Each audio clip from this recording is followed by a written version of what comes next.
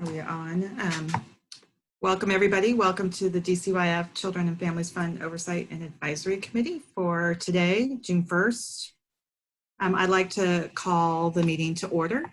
But before we get started, calling the meeting to order at 3:32 p.m. Before we get started, I just wanted to first thank you all for joining us today. This online mode of our meeting is brand new for us, and so I thank Colin and Rebecca and Dory for making this happen for us today. I also want to welcome two of our new members to the OAC for filling seats 1 and 2, Ellie Lerner and Michelle Lee. So welcome to your first meeting, and I'm sorry that we're not able to meet in person, but I appreciate you joining us. Also, I just wanted to take a moment, if I could, to acknowledge the difficult and scary times we're living in right now.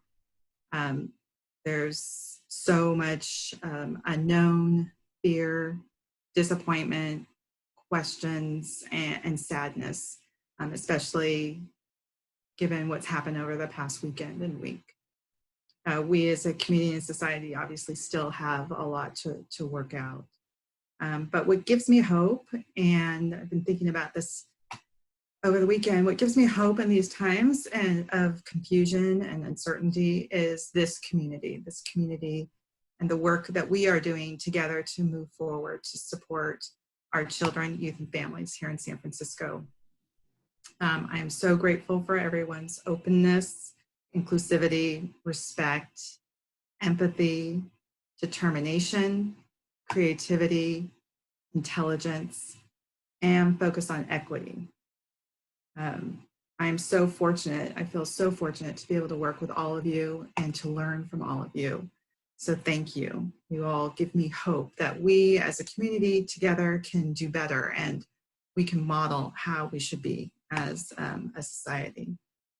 So I know that, again, we're in difficult times and we're going to be hearing some difficult news at this meeting, but we must be steadfast in our work to serve all and to support those who need it the most to get on an equal level with others, and to support and enable our community to nurture our children and youth, to ensure that they are physically healthy and emotionally healthy, to enable them to learn and succeed in school and prepare them for college, work, and a productive adulthood.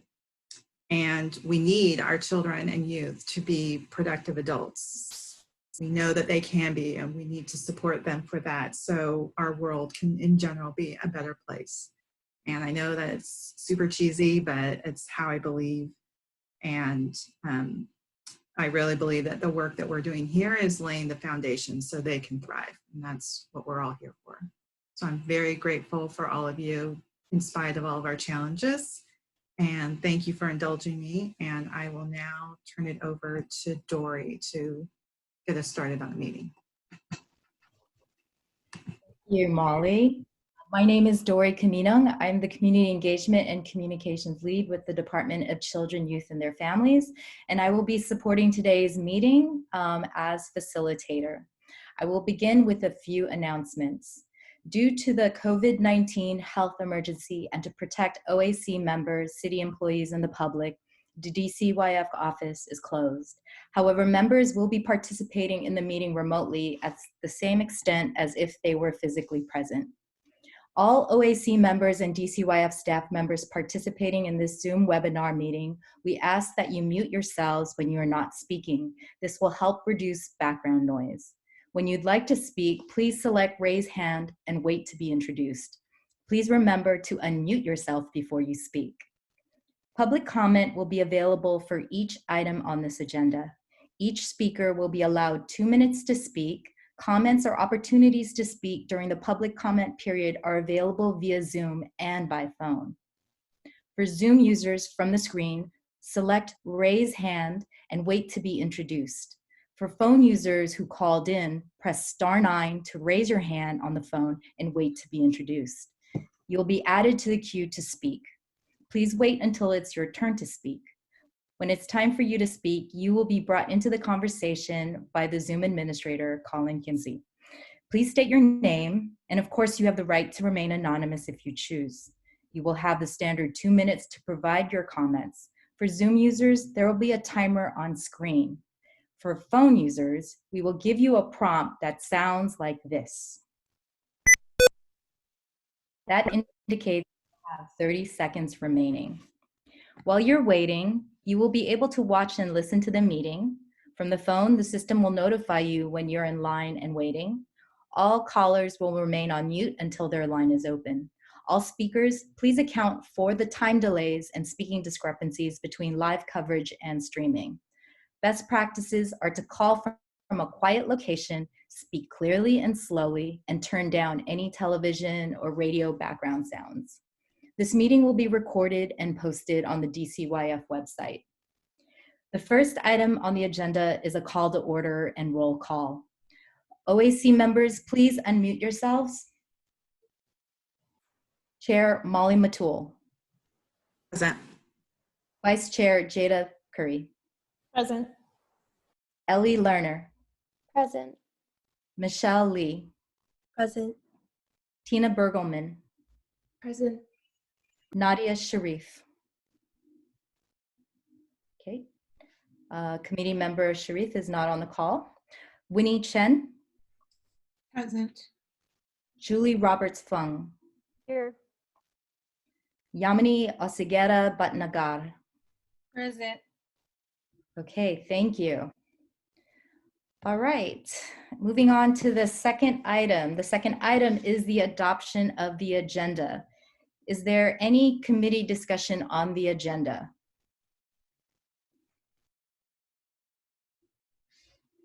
Okay. Is there any public comment on the agenda? And I'm going to read the instructions once again. From your screen, select raise hand and wait to be introduced. From your phone, press *9 to raise your hand on the phone and wait to be introduced. Colin, are there any speakers in the queue? Yes, we have one speaker in the queue. Okay. Speaker, please introduce yourself. Your 2 minutes begin now. Hello, my name is Chris. I'm the chair for the Service Provider Working Group. I just wanted to propose an addition to the agenda just to have the standing Service Provider Working Group update as we would in a normal OAC agenda. Thank you, Chris. Are there any other callers? Colin, are there any other speakers in the queue? No, they're not. Okay. Okay, seeing none, public comment is now closed.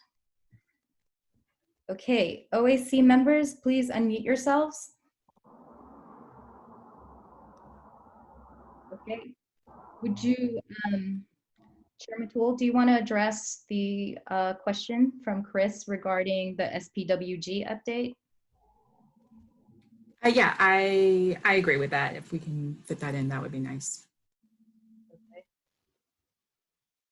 Okay. Would anyone like to create a motion to amend the agenda to incorporate the SPWG update? I'll make a motion to append and include the SPWG report. Thank you. Is there a second? I second that motion. Okay.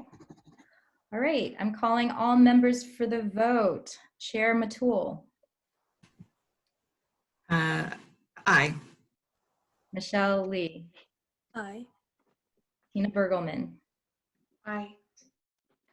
Julie Roberts Fung. Yes. Yamini Osigera Bhatnagar. Yes. Okay, thank you. The motion passes. OAC members, please mute yourselves. Okay, next item on the agenda, general public comments. Is there any public comments for items not listed on the agenda? From your screen, please raise hand and wait to be introduced. From your phone, press *9 to raise your hand on the phone and wait to be introduced. Please wait until it's your turn to speak. When it's time for you to speak, you will be brought into the conversation by the Zoom administrator. Please state your name, and of course, you have the right to remain anonymous if you choose. You will have the standard 2 minutes to provide your comments. Colin, are there any speakers in the queue? There's no one raising their hands. We do have just a public comment in Q&A, which is just, can Molly adjust her screen so we can see her whole face because the bottom is cut off right now? For who? For Molly. For Molly. Me, sorry. Okay. I'm a newbie at this. I apologize. But we're good now. Okay, awesome. Thank you, speaker. Okay. Okay, so Colin, are there any other speakers in the queue? No more speakers in the queue. Okay, thank you. Seeing none, public comment is now closed. Okay, we're moving in the agenda to item number 4, DCYF's budget update. This will be presented by DCYF Executive Director Maria Sue and Deputy Director and Chief Financial Officer Denise Payton. Good afternoon, everyone. Thank you so much for joining our Zoom Oversight Committee meeting. It is a strange world that we are living in, where we are trying to engage in such a distant and remote way. I just want to start by saying I greatly appreciate our chair's heartfelt words regarding what is happening in our society now. On top of the mass pandemic that is happening, we're also experiencing yet another level of pandemic that is truly eating into the soul of our society. And I echo every single thing she said, that we need to continue to stay strong, and we need to continue to ensure that our children, youth, and families are prioritized, not only in our words, but in our actions as well. And I just want to say that on behalf of my entire staff at DCYF, that is exactly what we plan to do and will do moving forward. This cannot continue. We cannot continue to undermine and belittle our Black residents in our city, in our state, in our country. Not under my watch.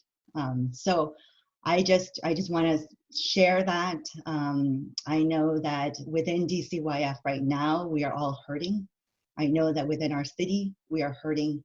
And I just hope that through the hurt, we will be able to find some strength to work together, to fight together, because I think that is what it's going to be.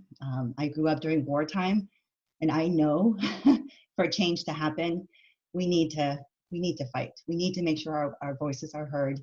And I just want to say to all of our Black families out there, just know that you have an ally at DCYF, and definitely in me.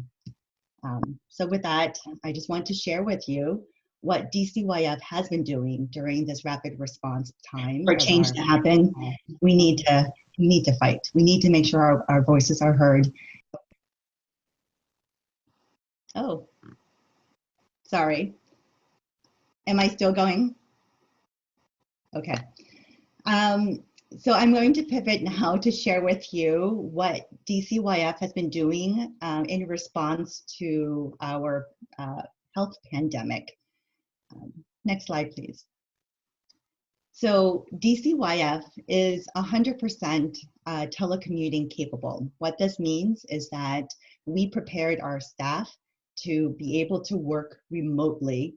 And when the mayor issued her shelter in place order on March 16th, all of our staff was able to pivot very quickly to start working remotely. And what that meant was that we were able to continue to provide the highest level of support for our nonprofit agencies, making sure that all their invoices were paid, making sure that programs and services were going to continue to be provided, once again, to our highest need children, youth, and families. Although those services could not be provided in person, Our CBOs have been doing an amazing job in providing a lot of services remotely, and I can share that in the next slide. I do want to point out that over 20% of our staff, we have a small staff, but over 20% of our staff has been deployed as disaster service workers. You can see there a list of all the different things that our staff are doing now, from providing leadership down at the Emergency Operations Center to ensure that food distribution is happening in an equitable way, making sure that food is prioritized for our highest need children, youth, and families, and making sure that children, youth, and families' voices and needs are heard down at the Emergency Operations Center. We also have staff working with the Department of Public Health, supporting data entry and analysis, which is super important right now. So for those of you who have access to the website, please go and check out all the demographic data that's coming out of the Department of Public Health right now in regards to our residents who are impacted by COVID-19. So the infection rates, the death rates, it's all broken down by ethnicity and age and locations. So you can just have a better understanding of how this pandemic is impacting our highest need populations and how we as a city need to continue to prioritize all services for these populations. I just want to also say that our staff has been super amazing and flexible and valiant in just jumping in and serving. And I'm so grateful that I have the opportunity to lead this department in this way. Next slide, please. Here's a snapshot. I apologize that it is quite small, but it definitely shows that very quickly a majority, almost 100% of our agencies, our nonprofit agencies, were able to pivot to remote work. So when the shelter in place was issued, within that week, we reached out to nonprofit agencies and they shared with us whether or not they were open or closed. For those that were open, which 156 of our 165 agencies were open, the majority of them all pivoted to remote supports. And they did everything from providing emergency child and youth care programming, to food distributions, to wellness checks, to dropping off educational tools and materials and personal hygienes. They have done above and beyond everything that we have asked them to do. And I am so grateful and thankful that they are in partnership with us in serving our children, youth, and families. Next slide, please.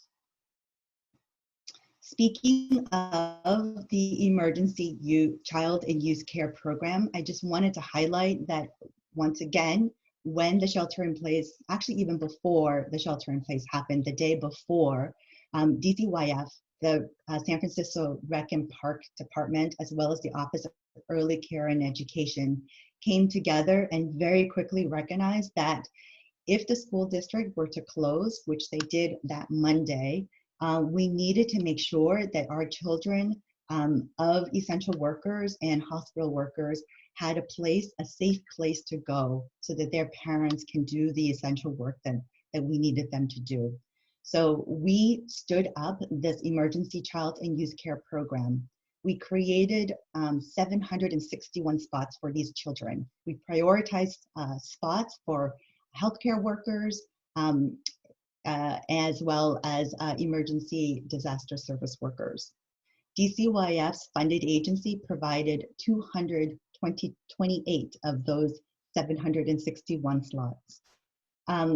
As of May 22nd, there were 10 DCYF funded programs, 25 rec and park sites, and 17 Office of Early Care and Education sites that were providing these emergency care programs.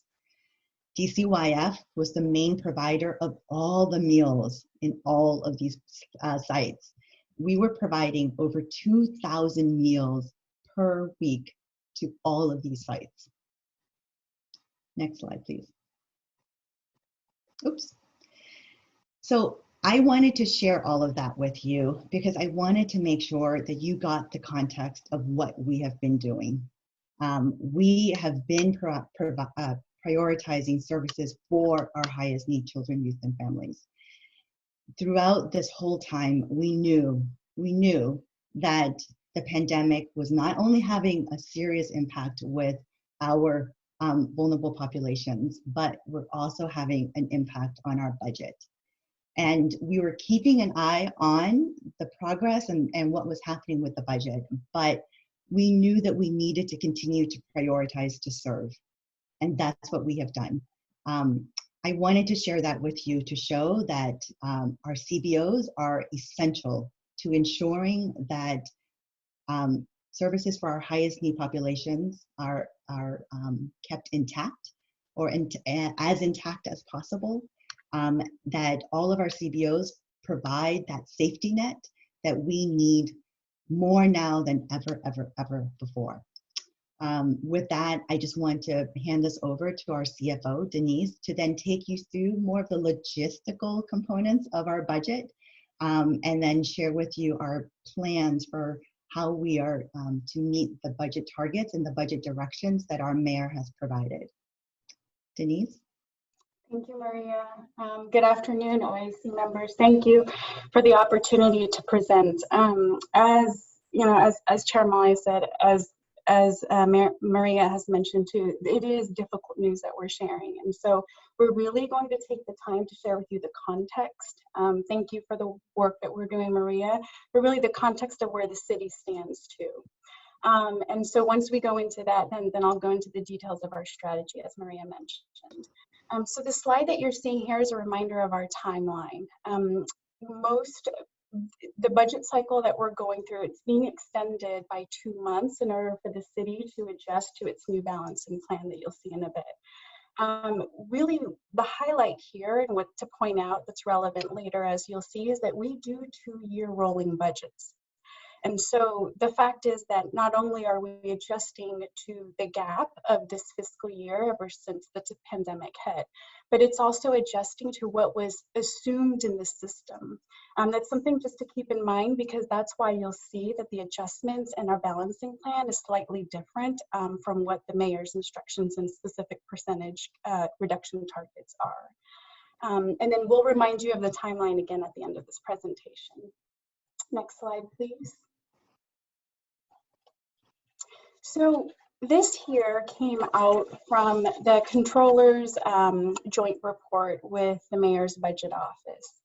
You'll see here that in the current fiscal year 1920, we're looking at a $246 million deficit.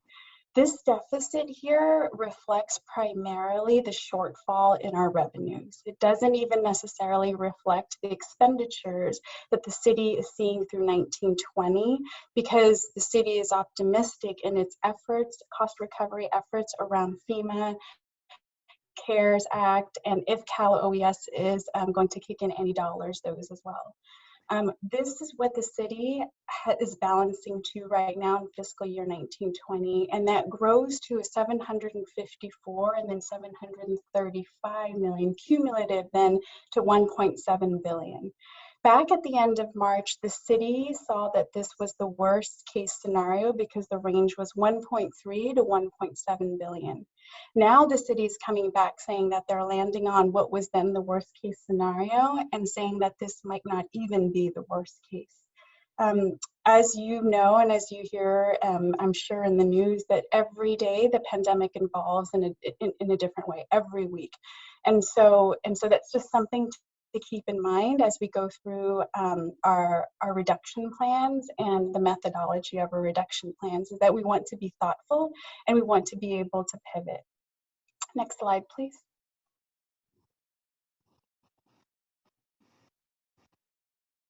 Okay, so this is a pretty dense slide, but it's really in response to the webinar that was last week, in which folks had questions about what is our COVID-19 spending as a city. And so in the current fiscal year, the spending is projected to be $373 million. As I shared before, it's likely to be offset by FEMA, by other revenues, and that's where we mentioned CARES. It's where there are philanthropic efforts throughout the city and DCYF as well. There are grants that DCYF specifically is applying for and is counting on. Other city departments are doing the same thing. But what's important to note here is that alone is for this current fiscal year. So if we start thinking about next fiscal year, what are the spending needs? What if the level and the effort for the city continues at this rate? And we, because are dependent on the state of emergency by the federal government to draw down those funds, then what does it mean if that ever gets lifted? Are there additional federal aid packages or local responses that we could rely upon? And so that's something that the city's cost recovery team as a whole is following very closely. In addition to that, we have our own staff who track the policy and partner with our city departments as well, and with the mayor's office to gather. And really, a lot of this has to do with just how will the ongoing community health risks play out. And so that's the reason why you'll see later on in the budget instructions, there's a little bit of contingency, and that's what the contingency speaks to, is the unknown at this time. We received questions and we really appreciate it. What can DCYF and grantees partner on in order to help with the cost recovery efforts? The first thing is that online FEMA 214 activity log. I apologize. I know how painful it is. I forced myself to just power through it too. And my one plug here is that if you log into Flex Forms, it will save most of your fields and you can just change the date. Now, some of you may have questions of, well, how do I know if the work that I'm doing is reimbursable by FEMA? We'll have more guidance around that, but what I can share from a cost recovery standpoint is that the guidance around it continues to change. Not only from FEMA, but if we can use this backup documentation for the Stimulus Act when, for example, we get the okay to recoup cleaning costs of the child care sites. And as you've heard, there's the HEROES Act that passed the House, but if other funding streams become available, this backup documentation is so important.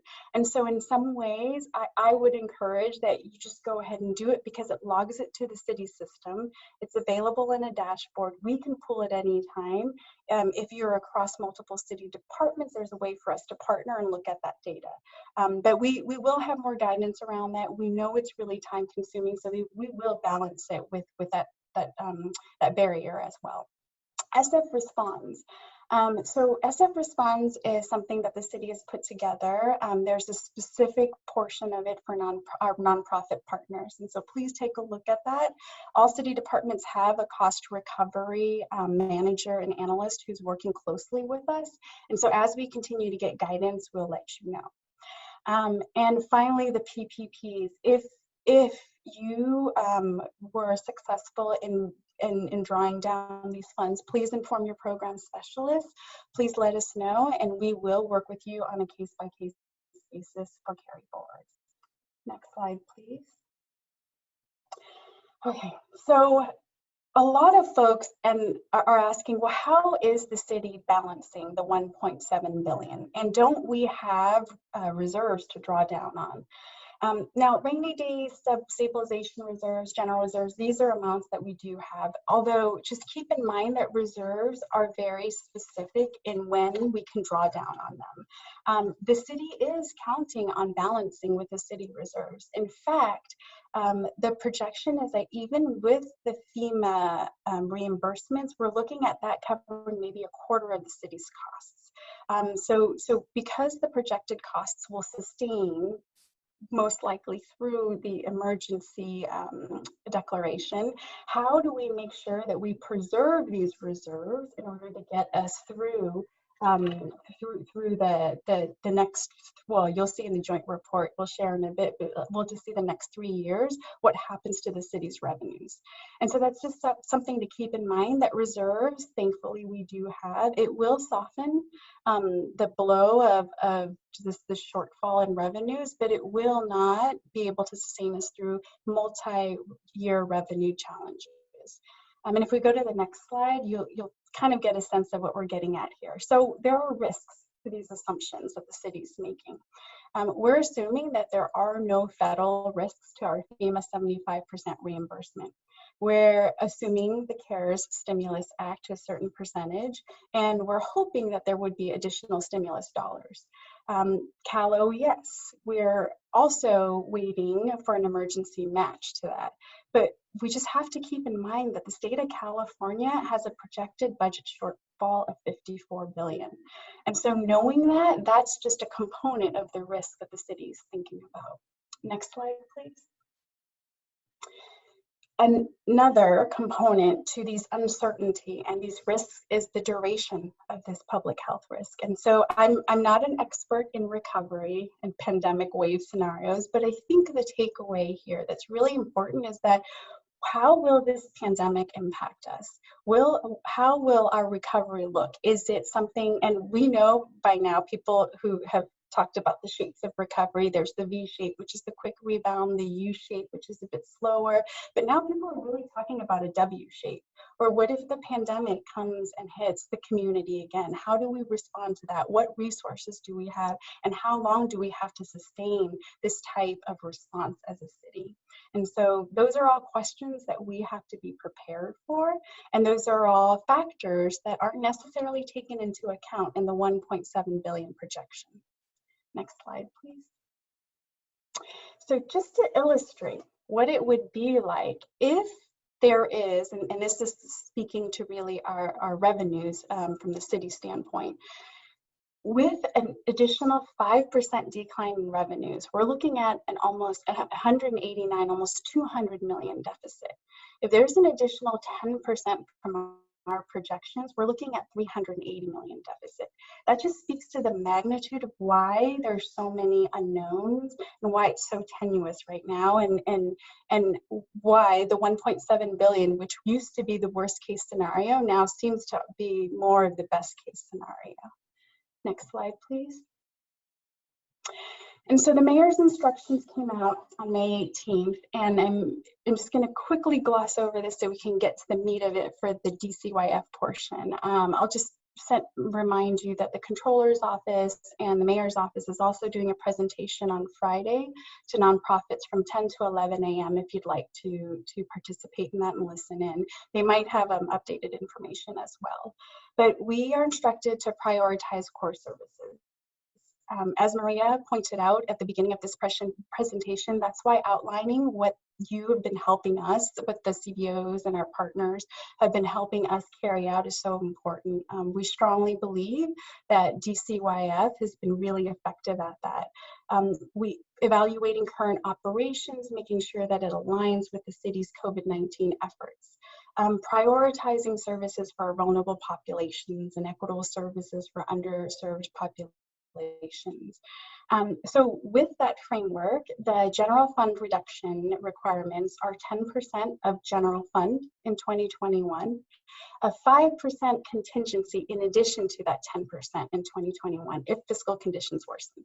So I took the time to explain all of that to say that that 5% we have to give to the mayor's office because it's due on June 12th and we don't know what fiscal conditions will look like and we wouldn't be able to program it. But it's a wait and see with that 5%.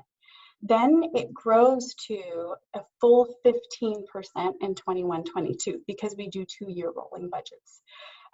What this means, and folks have asked this, is for DCYF, we're about 70% Children Youth Fund, 30% General Fund, and so this is impacting the General Fund portion.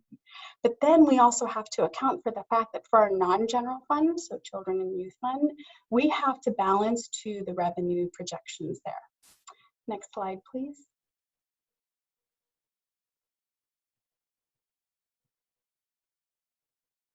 So what is our Children and Youth Fund? looking like. So we shared with you the general fund reduction targets. Now, we rely heavily on property. And so this is where, as you can see, and it's just to frame it, if we were to share the amounts with you, you'll see a slight reduction. Just note that because we do 2-year rolling budgets, there's a bit of balancing that the controller's office has to do with our revenues too. However, this is at the percentage change projections to our revenue sources. And I'll call your attention specifically to revenue.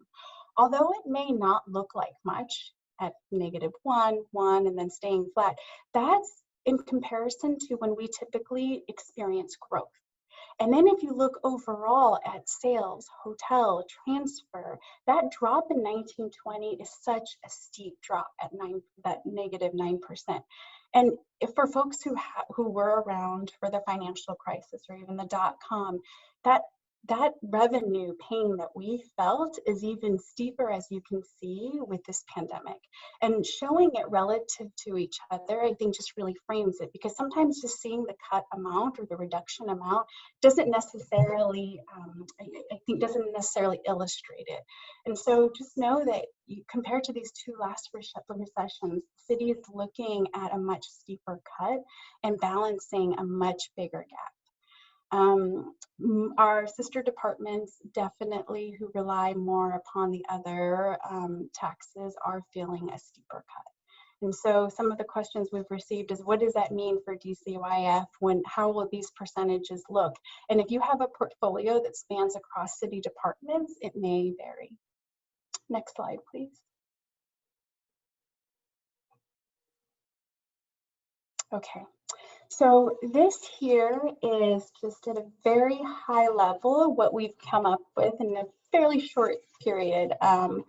Since even after we got the budget instructions, there's a lot of back and forth with getting the right revenue numbers to balance to with our controller's office and mayor's office partners. And so know that we are keeping in mind the work orders or interdepartmental services, as they're now called, with our partner departments. That's why I shared that earlier, is that you may feel a different percentage reduction depending on your portfolio. We balanced to the general fund reduction and balancing to children youth fund, really keeping in mind federal and state grants efforts and what we're applying for. Any cost recovery efforts that we have that require continued analysis, we took that into account too. And in order to meet the general fund reduction targets, which were the 10%, 5% contingency, and then 15% in year 2, it will end up feeling like, and I'll say for operations, it's about 8%. That will take the deepest cut, is us looking within our own operations and tightening our belts. Grants to CBOs, it will feel like 7%. Right now, our approach is the 7% across the board. Although I will defer really to my partners over in programs, because they will have a methodology, and I think they will work with you one-on-one and answer any questions to our CBOs as we go through that process. And then around the work orders to other departments, this is where we know and we understand that this will have an impact to the services in the community as well. And so that's something that Maria is actively working with the other city department leaders in order to negotiate and make sure that we're thoughtful about this. But it is also seeing a 7% reduction. I'm just going to pause for a second here so folks can really take in these numbers. We're looking at nearly 12 million reduction each year, almost a 24 million reduction. It's steep. It may not be like other departments, that's the 10 to 15%, but we recognize that this is a steep reduction. And so it's going to still be an iterative process. We have until October, but we, of course, will have to finalize our recommendations and our proposals June 12th. But after that, we do have the opportunity to work with the mayor's office and to negotiate with our city departments. So I'll just pause for a second there. And if there are questions, of course, we can address them later. Next slide, please. Now, So the instructions came out with an interim budget. We recognize that we still have to function while we are working on balancing 1920 and figuring out how we can work the next 2 budget cycles. I just want to point out that the mayor's office made it fairly clear that policy choices are reserved for August 1st, so more to come on that. And then around the controller's guidance on contract continuity that you may have seen published, we are fortunate in that DCYF is in our funding cycle, and so we're not as nuanced and as we don't have the barriers of necessarily expired contracts. And so it's something that if you do see, if you have any questions, please let us know. But I think we're very fortunate in terms of that timing. Next slide, please. Okay, I won't speak too much to this because this was something that was shared in the webinar by Amiho last week, and it's more to come, but it's really just to recognize that we are aligning our interim budget with the guidance of the city, and we are spending more time, and it's a little bit more nuanced in us for us to be able to communicate with you and to really obtain feedback through this process too. And so there is an opportunity for us to really take the time when we're working through this interim budget to make sure that for the rest of the fiscal year, it aligns with our priorities and with the city's priorities. Next slide, please. Okay, so this is my last slide. It's just to remind folks of the timeline here. We received the revised budget instructions on May 18th. We are quickly working on balancing this and turning it around in order to submit it June 12th. Those are the high-level reductions, the approximate 7% to work orders, to our CBOs, and then an 8% reduction within our operations. And then I won't read to you the rest of the slides, but you can see the timing of the budget process. And that's all I have in the budget presentation.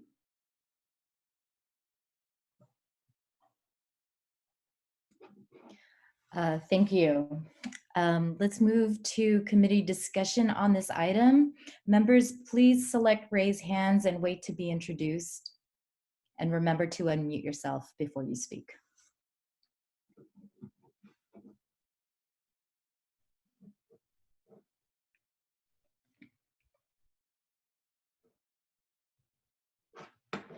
Okay, Julie Roberts-Fung, please go ahead.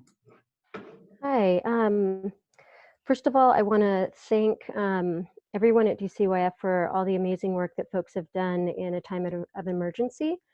I know that like as a department, folks have really responded, and that also as individuals, that a lot of your team has been deployed out into the world. I've had the pleasure of working, especially shout out to Charisse on the food side, and just really want to appreciate all the hard work that folks have been doing, and all the service providers as well that have, you know, responded, picked up work that they never anticipated doing, but are doing it because they there's just a deep commitment for everyone in this call to meet the needs of families.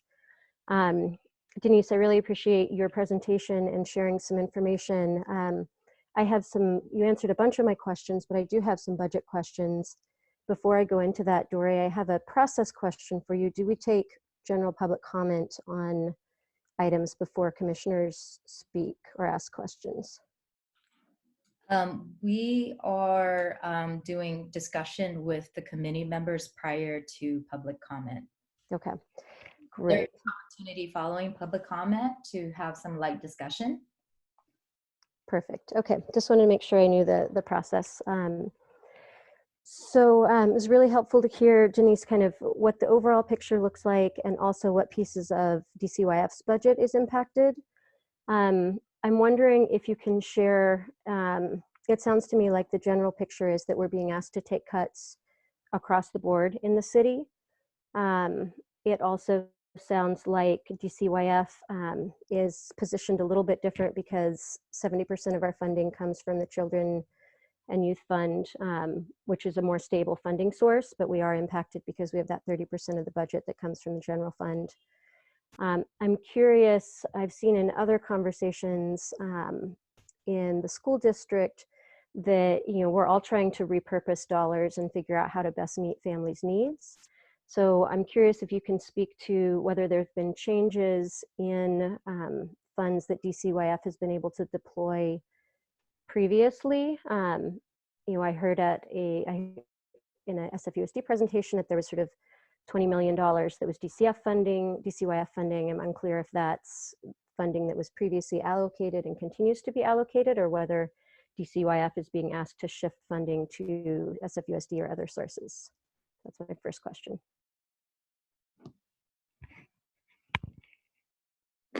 Oh, it looks like Maria. There you go, Maria. Thank you. Sorry. I also got the emergency alert at the same time. Yes. I think we all got the emergency alert at the same time. That's interesting. Is the 20 million the ERAF dollars, the Education Reinvestment Fund? I believe it was a little tricky for me to follow, exactly what they were talking about. So I'm asking the same questions in kind of both places and trying to figure that out. It seemed like it was part of the discussion around PEIF and other budget solutions that SFUSD was looking at. So in PEIF, we have a third that's other general uses. And so previously that might have been allocated to, certain priorities. And now, the district's kind of pushing into that funding source and using it to cover things that are seen as a higher priority. So I'm wondering if there's similar dynamics going on within DCYF, and if you're being asked to fund priorities that otherwise you might not have funded through DCYF. And there may be good reasons for all that to happen, but I just want to get some clarity around how we're allocating dollars to families in the city. Sure. So specifically to PEIF, for those of you who are not familiar, the Public Education and Enrichment Fund comes through our department and then gets allocated to the school district, the San Francisco Public School District, to go towards supports for sports, libraries, arts, and music, as well as, it's not fair to call it discretionary funds, but there's another component to it that allows the school district to allocate towards services and programs that they need to meet the needs of their students. Connected to the PEIF dollars are something called the PEIF baseline, which is a similar to the children's baseline, but it's funding that was occurring before the PEIF dollars were created. So that baseline right now is it's not 20 million. So these numbers are off, but the baseline is funded by Children's Fund and General Fund, and then it creates that PEIF baseline. And right now the baseline, correct me if I'm wrong, it's around $10 million, Denise? So the baseline, the PEIF baseline is $10 million, and we work very closely with the school district to allocate those dollars. Right now, the baseline funds after school programs, our wellness program, the high school wellness program, arts programs, and so they are very much aligned with what we have historically funded through the PEIF. There are no directions right now from the mayor's office to pivot or change our funding strategies to do anything outside of what we have been doing. I've been very consistent and very clear with mayor's office and actually anyone who's willing to listen to me that our CBOs are providing essential services that are crucial to the safety net of our children, youth, and families. And we have data to back that up. That is exactly what they are doing. They are providing those services, whether in person or remotely, which is why we feel very strongly that we're trying to mitigate the cuts to our CBO as much as possible, because deeper cuts would be really unsustainable for our CBOs. So anyways, hopefully that answers your question. That does. I appreciate that. So it sounds like there's not shifts in funds to or from SFUSD and DCYF, that it's sort of sustainable or stable. I have two other questions that I'll just ask at the same time, and then let the conversation continue. Pre-COVID, there were a bunch of efforts to stabilize our nonprofit workforce, many of whom are people of color and transitional age youth themselves.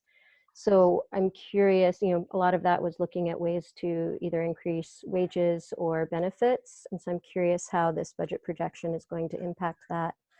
The second question I have is that, I've really seen, shout out especially to Tenderloin nonprofits. As COVID hit, we realized immediately that we have a food desert in the Tenderloin. We weren't able to open an SFUSD feeding site. We weren't able to open up a pop-up pantry, although the EOC folks are working closely with us to change that now.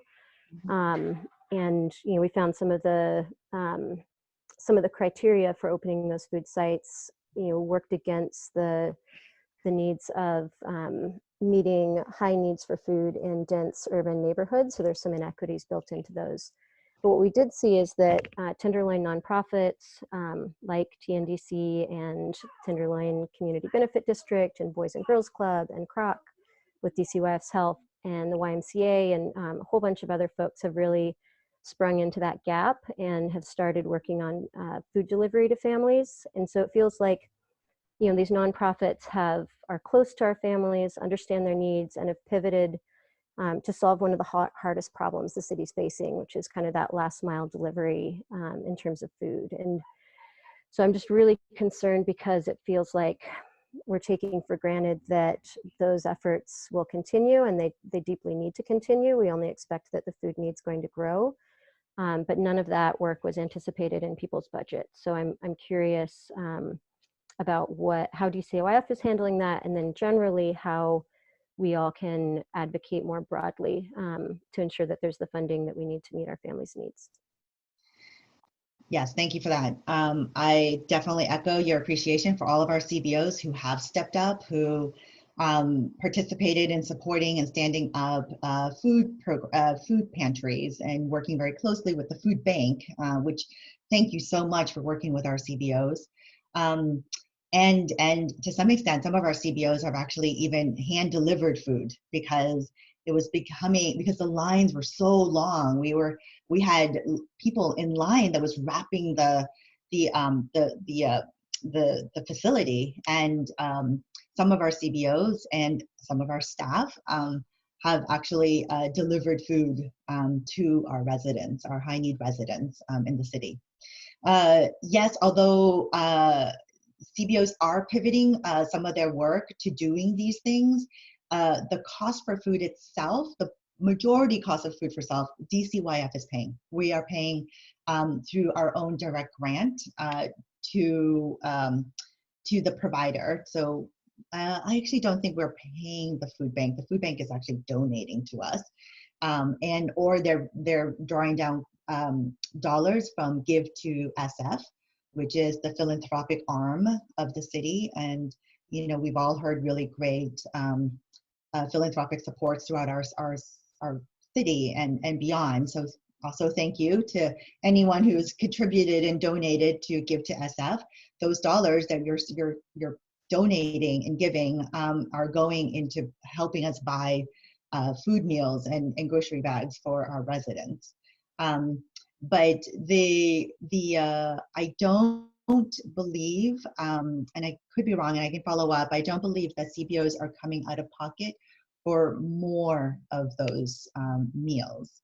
Not the CBOs that we have been working with. I don't think folks are coming out of pocket, but the amount of labor, like the intense like coordination and planning and volunteer coordination and lining up communication with families in multiple languages, like it's deeply intense work and the reason it's fallen on CBOs is that we haven't figured out kind of a systemic way to address, those like nitty-gritty logistics. So I'm seeing that it's taking a significant amount of capacity of folks that don't usually do that work and that it's crucial. So, I guess the question is figuring out how we resource that capacity in a time when we're being asked to make budget cuts. And I know you didn't make the budget, but I'm curious how DCYF is trying to protect some of those activities that really meet, the most urgent needs of our families right now. Okay, thank you. We have next Chair Molly Matul. Molly, please unmute yourself. Okay. Let's see, sorry. So thank you again for all this work. I know you guys just received this, and along with everything else that you guys are dealing with, I agree that thank you so much for the quick work that you guys have put together on this. And so I apologize if I missed the process, but can you just kind of give the high level storyline of like, what does this mean for this year and next year? And so what does this mean for services, for families? Like, what's the kind of elevator storyline for the cuts that you're anticipating? Because the numbers sound big, so I just want to know what we're talking about here. Yeah, the numbers are big. So we can go from top to bottom. So for operations, that means for DCYF, we're rolling back dollars that we were going to allocate towards evaluation and assessment, dollars that we were going to provide towards technical assistance and capacity building work. Our internal operations, we're going to have to dial all of that back. In terms of supports for CBOs, if it stays at 7%, I'm hoping, and this is where we're working really hard. I've come up with all different bizarro ideas for revenue strategies.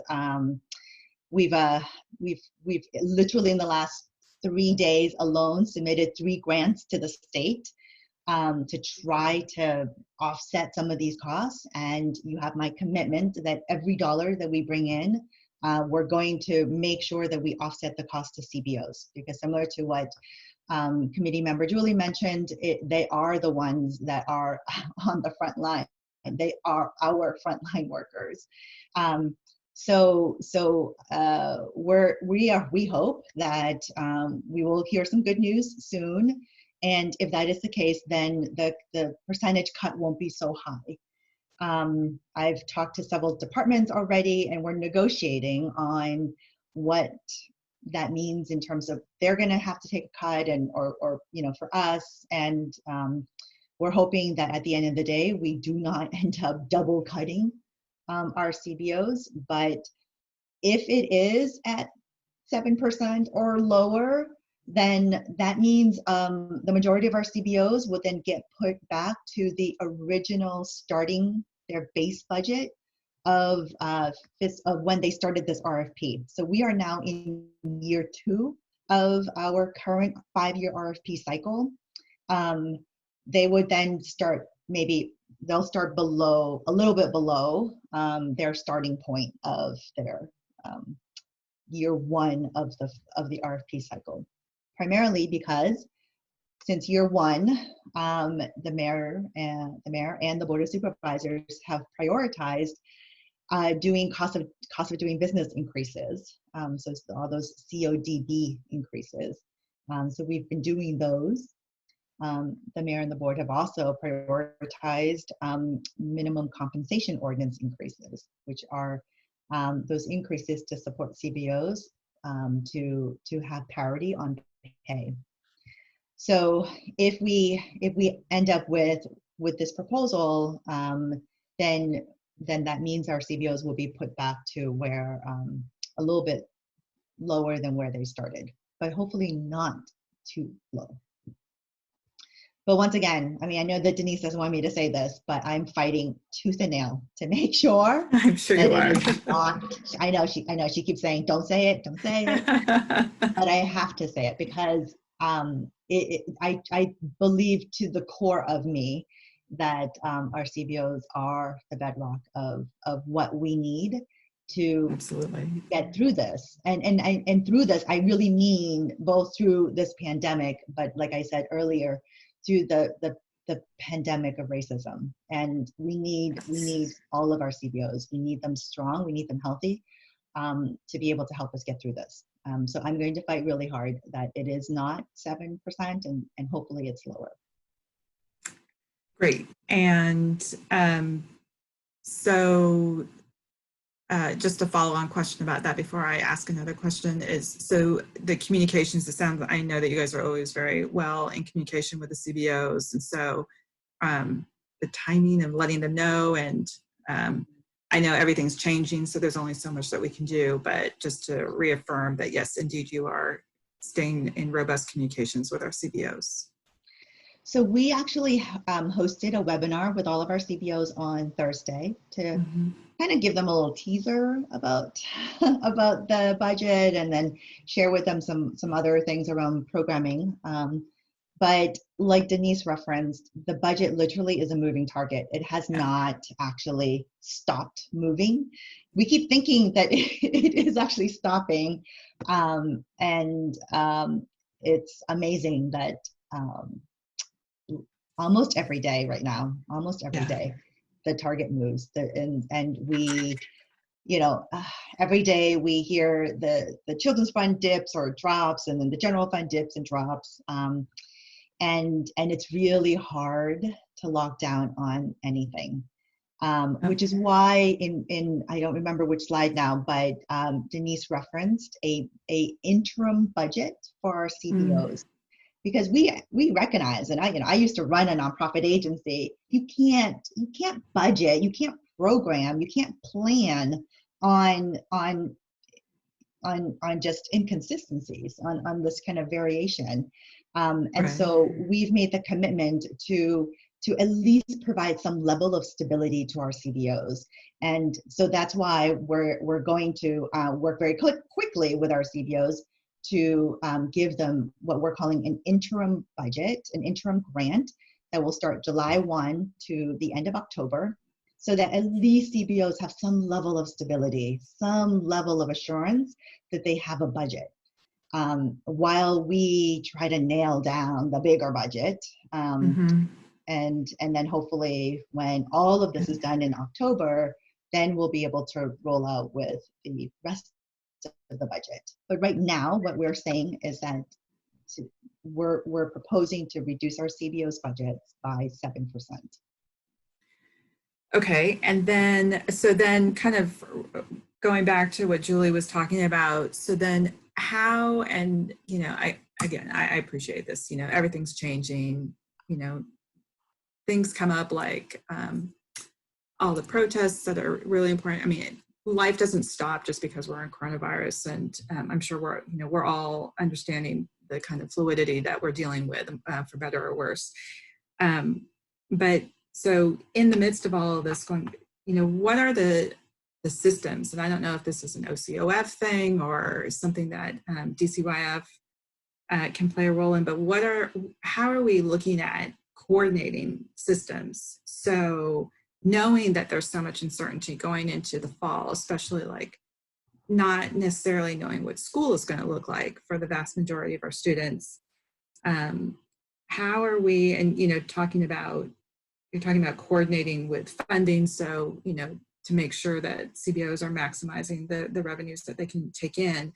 So how is that happening amongst the city and with the partnership with the school district to ensure that we are focused on the long term, because this is, as you showed, going to be in the long term for us. And so how do we know that we're maximizing kind of our coordination so we're not losing any more, and we're not losing any more for our children and for those in the most vulnerable populations?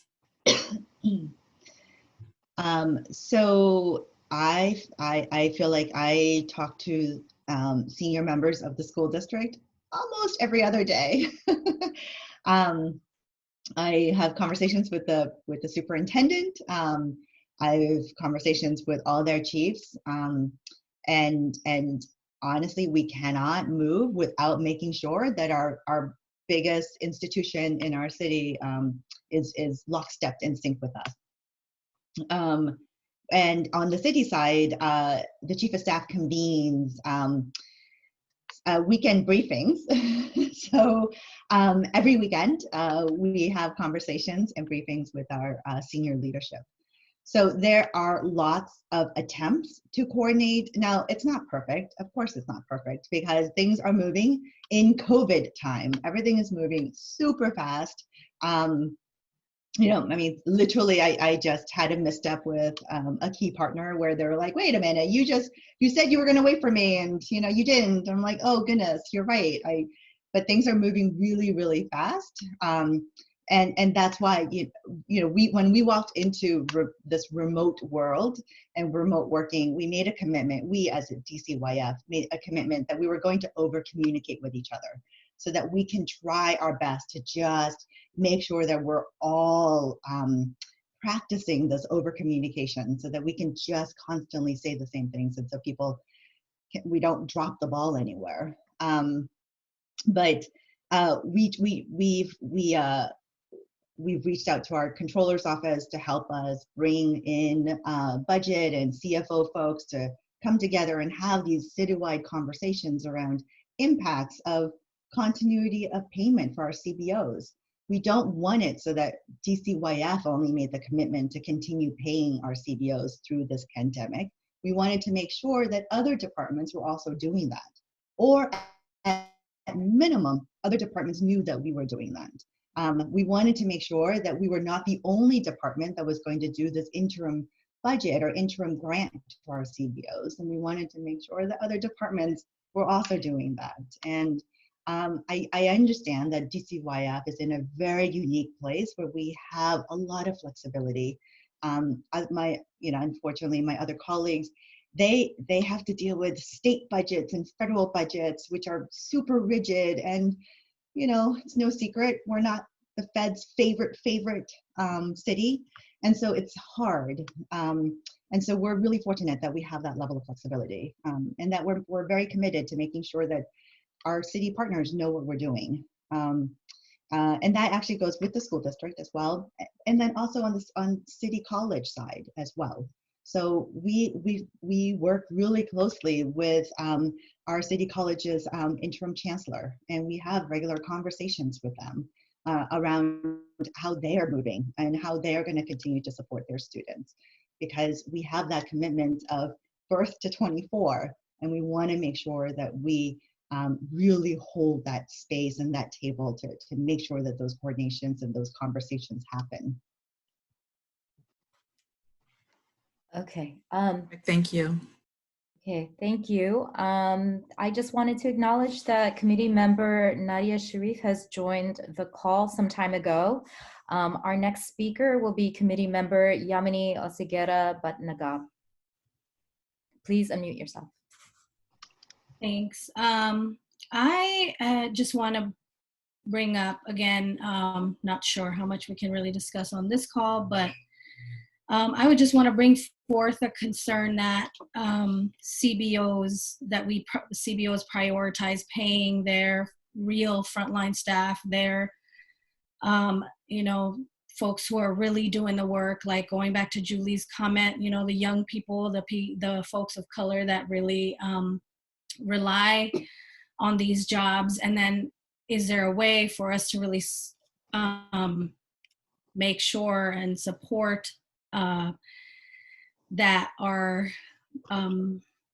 those frontline staff continue to get paid, and that we're not just paying administrative staff only, etc. So I just wanted to put that out there. Thank you. I can just very quickly say that our program specialists have regular conversations with all of our CBOs. I can definitely make sure that that is part of the conversation as they're talking to CBOs, in supporting CBOs in putting together work plans and brainstorming and problem solving with our CBOs. Thank you. Our next speaker is Vice Chair Jada Curry. Please unmute yourself. Thank you. I just wanted to ask, as we approach plans of reopening, can we see an increase in the number of spots available for childcare provided to healthcare and essential workers? Yes. Actually, it's part of my director's report about the expansion of childcare and summer programming, but I can allude to it a little bit now. Maybe I'm giving you all a teaser. We definitely can. We can definitely, it's now expanded. So all childcare providers who want to provide services for children in the city of San Francisco can, to all children. And but you have to go to our website, dcyf.org/care, to register yourself, because there are very, very strict health guidelines.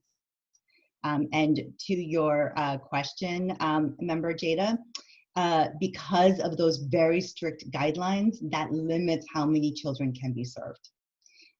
So it really is a facility limitation, and the infection rate limitation. So right now, our Department of Public Health is allowing us to, once again, serve all children. However, in every room, if you can just think of just a classroom, in every classroom-sized room, you can only have maximum 12 children in there, with a minimum of 2 staff. And that is what's causing the huge limitations on how many slots. As we slowly reopen, we're hoping that if people continue to shelter in place, wear your mask, socially distance, we'll be able to keep that curve down, keep the hospitalization rates down, and then we'll slowly allow larger groups of children to be together. And hopefully that's the case by school time. But we're going to keep monitoring. I have regular conversations with our Department of Public Health, because they want to know, what's going on with our opening up of childcare and of summer programs. So everyone's going to monitor it, and hopefully things are going to look good, and we don't increase the infection rates, and then hopefully by school time we'll be able to have larger groups of children together. Okay, thank you. It looks like there are no more raised hands from our OAC members, so I'm going to go ahead and close committee discussion. Is there any public comment for this item? From your screen, please select raise hand and wait to be introduced. From your phone, press *9 to raise your hand on the phone and wait to be introduced. Please wait until it's your turn to speak. When it's time for you to speak, you will be brought into the conversation by the Zoom administrator.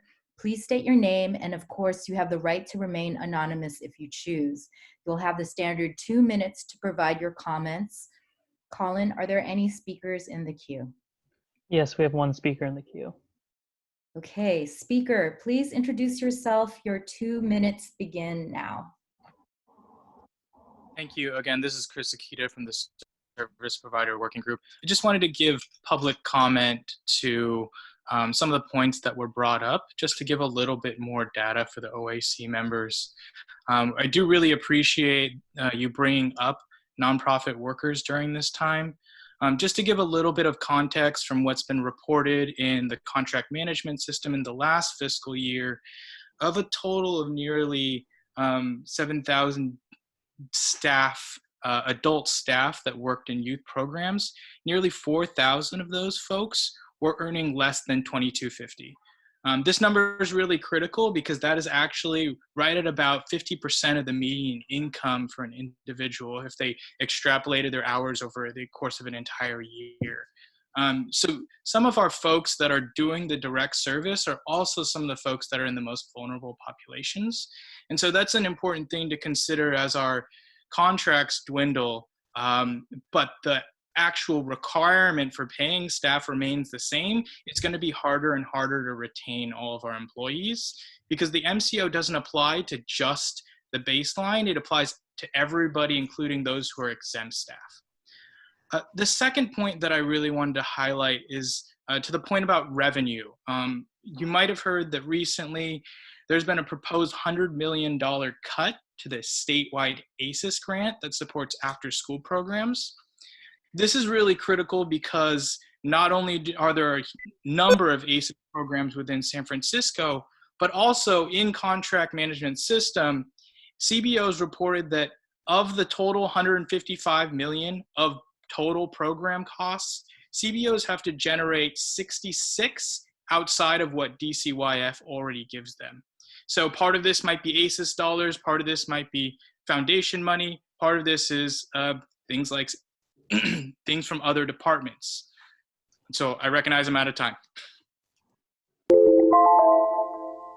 Thank you, Chris. Colin, is there another speaker in the queue?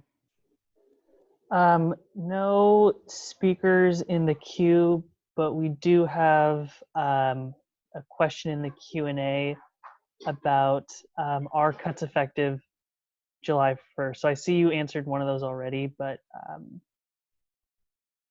Denise, do you want to just read out what you answered?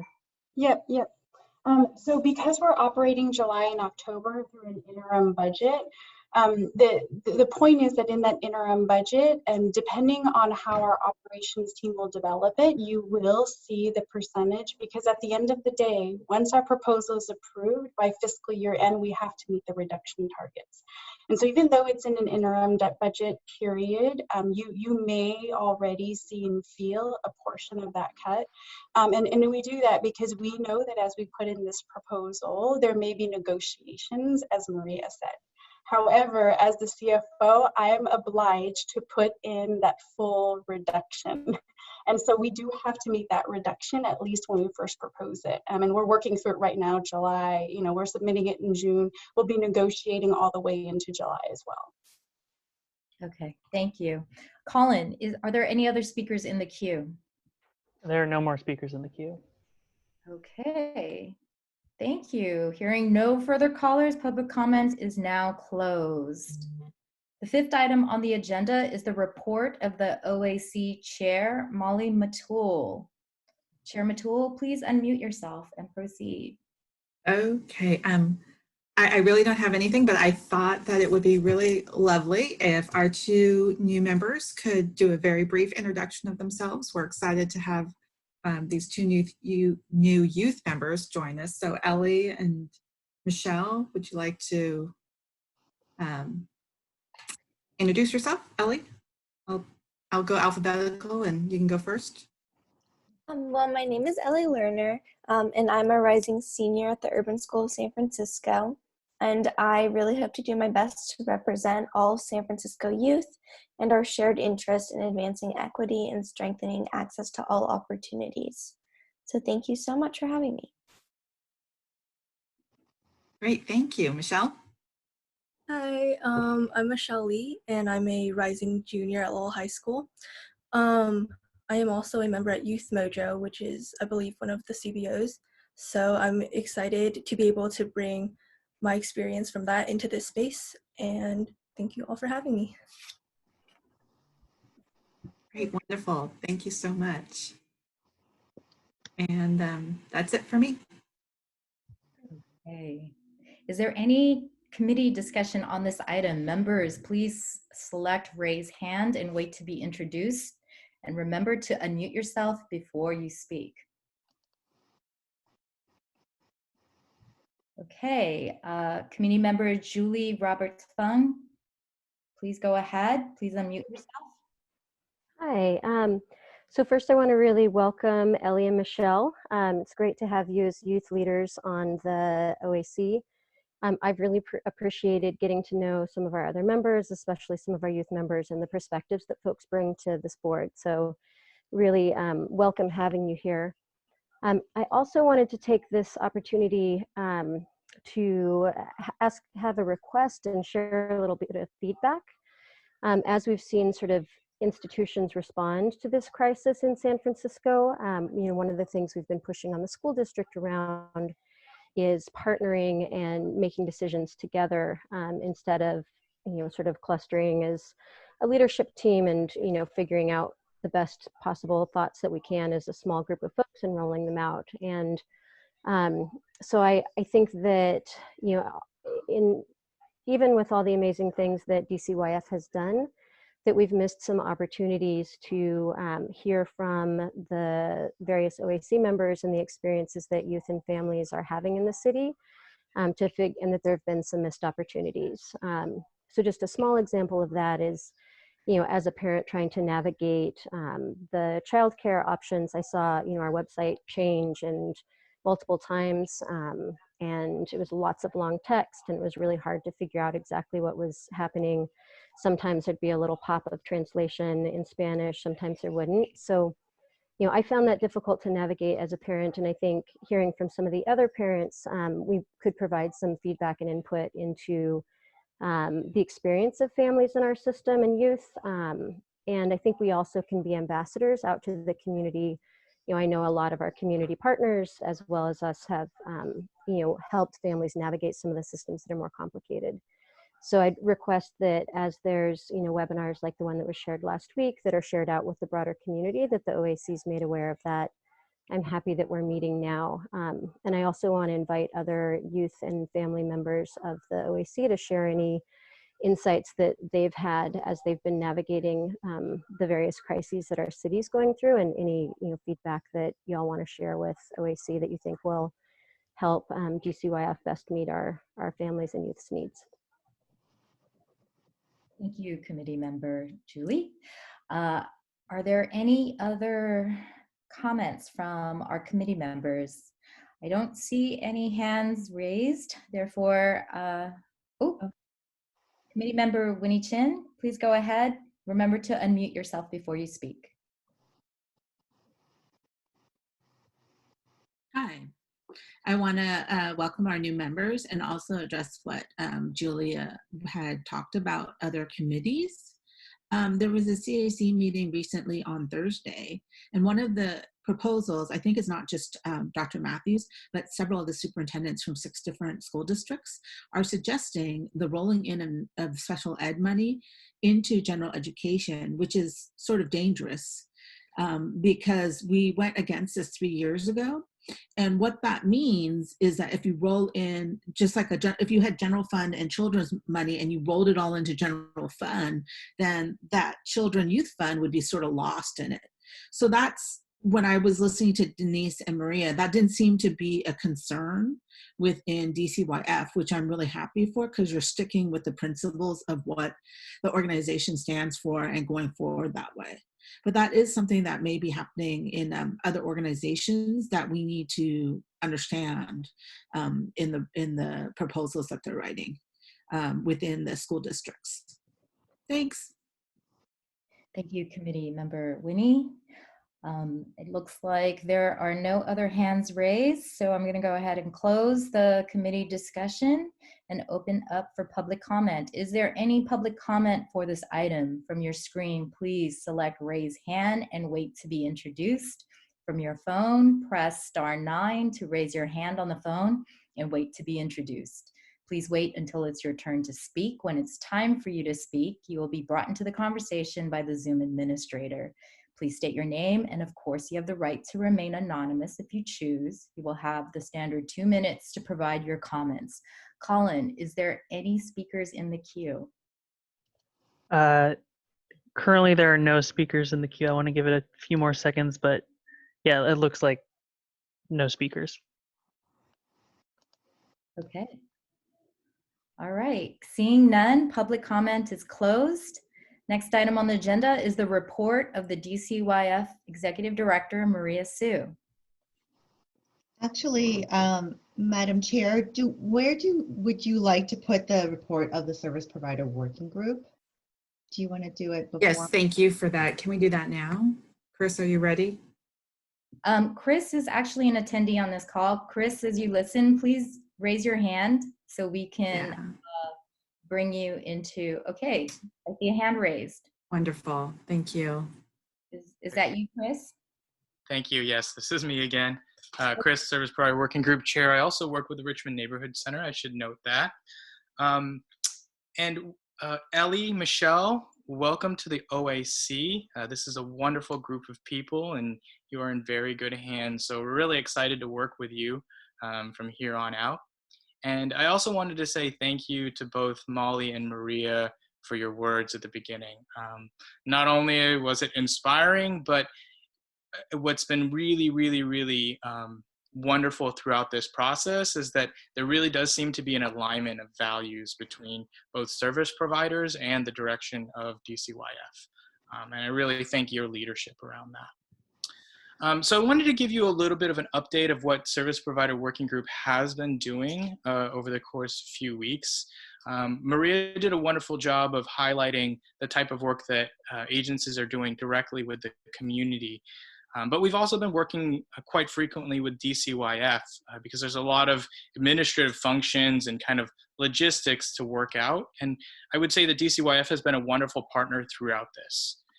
Early on, there was a lot of concern, to Maria's point, about the organization's ability to sustain both interruptions in cash flow and our ability to sustain throughout what is really an economic crisis.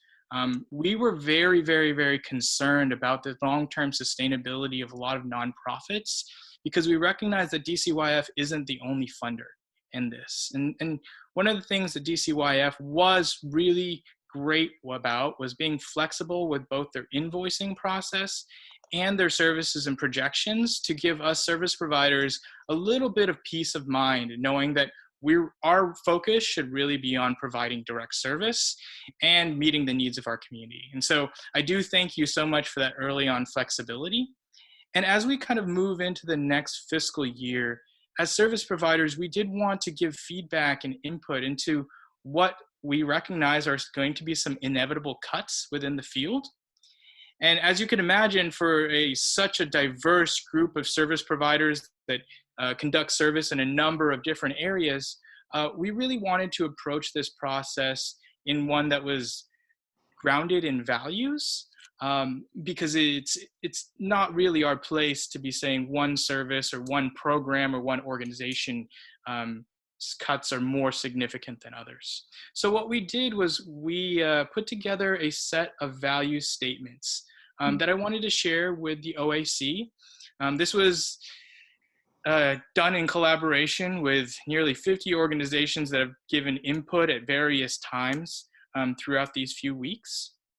And we've also shared these priorities with the Budget Justice Coalition, who has since adopted this as part of their platform as well. And so I'd like to read those to you now and then give you a little bit of additional context as well. So we at the Service Providers Working Group believe that the best response to the current challenges presented by COVID-19 and the ensuing recovery is one that leverages the collective expertise, knowledge, and people power of the whole community. This includes community members, community-based nonprofit organizations, philanthropy, and the city and county of San Francisco, including City Hall and all of its city departments. We value that maintaining essential services that San Francisco rely on, knowing that cuts in youth supports hurt marginalized subpopulations disproportionately and cost the city more in other social costs. We value lifting up community-based responses to inequities and reducing or eliminating high-cost, harmful uses of city revenue that criminalize poverty. We value wage compensation and equity and increasing the minimum compensation ordinance and cost of doing business. Frontline staff, whether they're city workers or CBO staff, must be compensated for the inherent risks that they take and the tremendous value of their work during this time.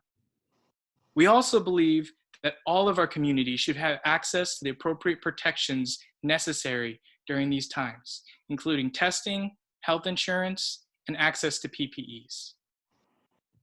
We value a collaborative process that allows for CBO and community self-determination to define what services and programs are most critical for our communities and how these supports should be implemented. And finally, we value nonprofit sustainability. Maintaining the rich, diverse tapestry of our nonprofit is critical to our community, especially given the role that nonprofit communities hold in these spaces. Recognize that nonprofits will provide a pivotal role in healing from the traumatic effects of this pandemic. And so in that, I wanted to highlight that there's three key main areas that the service providers identified as areas in which we'd like to work with the department to help understand how are we going to go about cuts in a way that's going to be least detrimental to our communities and also expedite this recovery as quickly as possible. And these three areas fall into the following buckets. So one, that we really ask for a collaborative process between DCYF and grantees, including the Service Provider Working Group, trusting that providers do know the needs of their community and do know the needs of their organization. We also ask for a level of transparency and accountability, which I believe Denise did a wonderful job in providing today, in terms of where is the money coming from, what cuts and direction are we given from the mayor's office, and how are these ongoing negotiations with both the Board of Supervisors and the mayor's office unfolding. Additionally, we want to be able to have equitable engagement in being part of the process, both with DCYF, the Board of Supervisors, and the mayor, so that service providers' voice is really uplifted throughout this. And I think, Julie, you did a really wonderful job of highlighting the kind of importance of this, not only from a logistical standpoint, but also from a strategic level. Second, we really hope that the DCYF applies not only a population lens to thinking about cuts, but also thinking about what are the current exist and who are the communities that are most impacted by COVID-19. We recognize that Latinx communities are currently disproportionately impacted by the number of cases in San Francisco, and that many of the barriers that exist for transitional age youth, youth in the juvenile justice system, and youth of color are only going to be exacerbated by this current situation. So we hope that any cuts that are made, both within the Department of Children, Youth, and Families and across the city, really represent a reinvestment of as many funds as possible into direct services. And then finally, we want to highlight that the longevity and vitality of both our organizations and the folks that work in our organizations is incredibly important during this time. Doing an initial survey of organizations, we were surprised to see that almost 50% of the folks that we surveyed were worried about having to shut their doors. And as I mentioned in a previous comment, our orgs do have to bring in nearly $66 million outside of DCYF funding just to cover the true cost of programs. And while we don't expect DCYF or the city to provide all of these funds, we do want to recognize that any sort of thinking or a process that takes into consideration cuts to the department has to be done in conjunction with a larger picture of overall funding.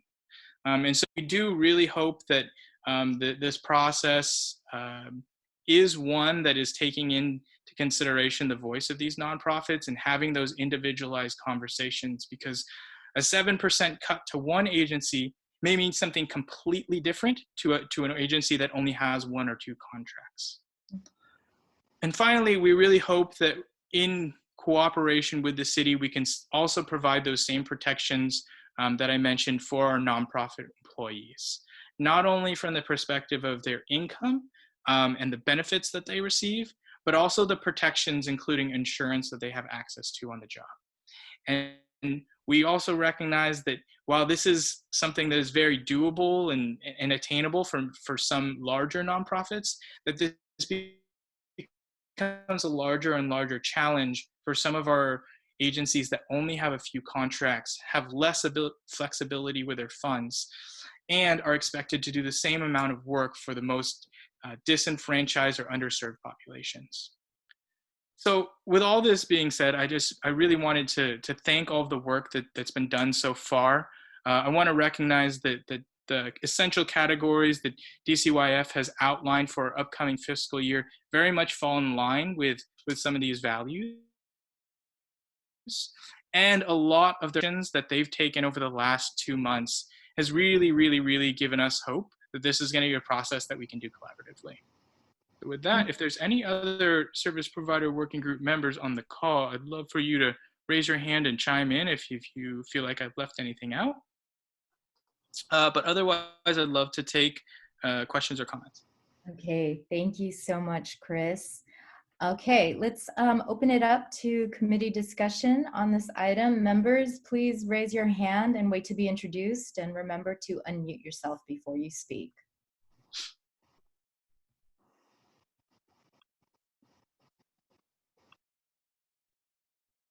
Okay. Committee member Julie Roberts-Fung, please go ahead, unmute yourself. Chris, thank you for that background and to all the service providers who put that information together. That was really helpful. I'm curious if you can share anything more to us about how you see service providers responding to this sense of inevitable cuts.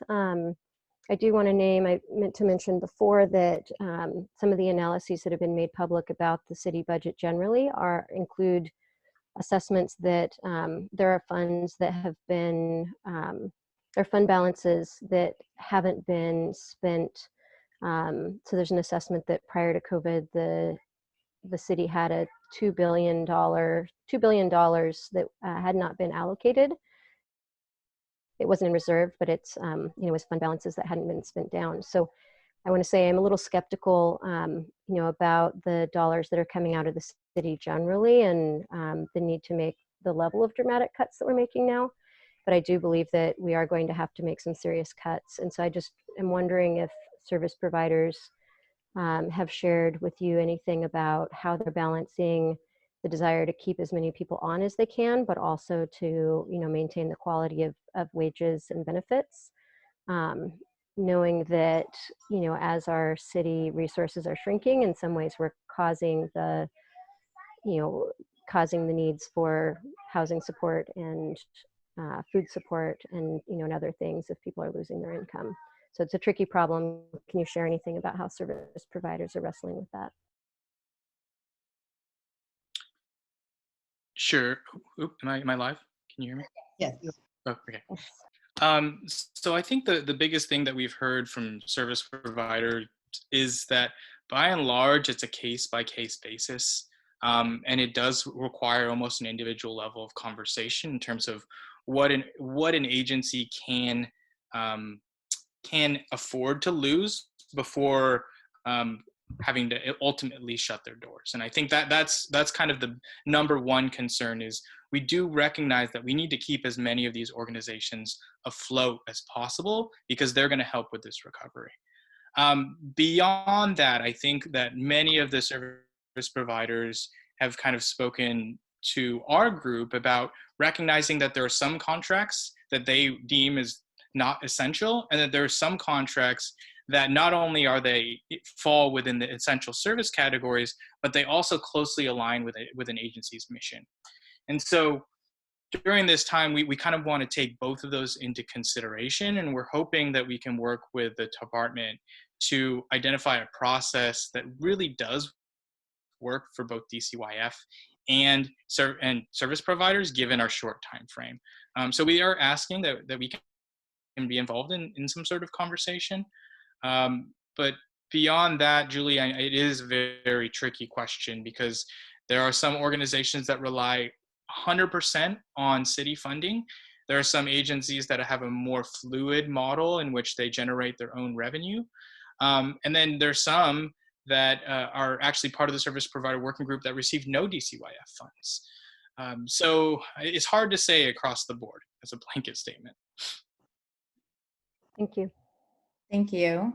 I saw that committee member Nadia Sharif, you raised your hand. Would you like to go ahead and speak? Please unmute yourself before you speak. Yes, I raised my hand and then lowered it because Julie asked the question that I was wondering, which was like how folks are responding to the cuts.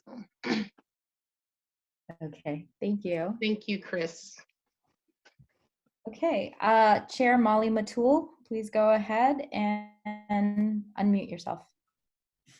Hi there, Chris, thank you so much. I really appreciate all the work that you guys did on this. This is incredible, and all this very thoughtful work. I appreciate the values that you came up with, and it just, we'll hear from Maria too. And again, as we've talked about, this is an ever evolving situation, but it would be now that we're kind of moving from responding, this immediate response to all the coronavirus, and now kind of dealing with how we're going to live with this for the next foreseeable, months, future, hopefully not too long, but the effects will be with for a while, you know, we'll need to regroup and get together about how to set our agendas. I thought we did a really good job setting our agendas for the rest of the year.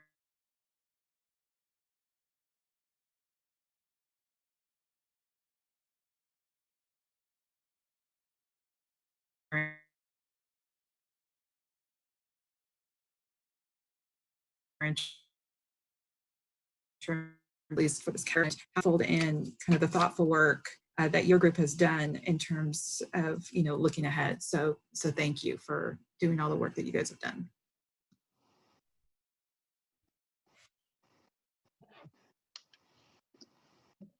Thank you, Molly, and thank you, Chris. Okay, I don't see any other hands raised from the committee members, so let's move on to public comment. Is there any public comment for this item? From your screen, please select raise hand and wait to be introduced. From your phone, press *9 to raise your hand on the phone and wait to be introduced. Please wait until it's your turn to speak. When it's time for you to speak, you will be brought into the conversation by the Zoom administrator.